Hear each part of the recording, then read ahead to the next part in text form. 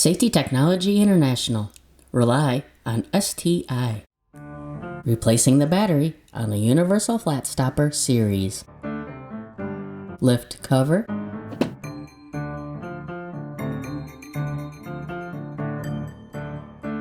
Insert safety pin to deactivate the alarm. With a small Phillips head screwdriver, remove the holding screws. Lift horn out of housing. Replace the battery.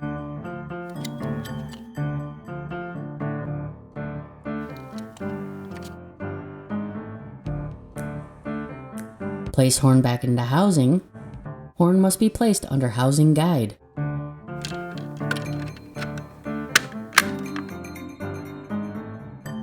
Place holding screws back into horn and tighten.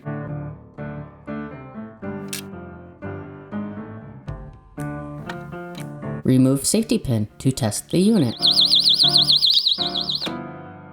For more information, please contact STI at support@sti-usa.com.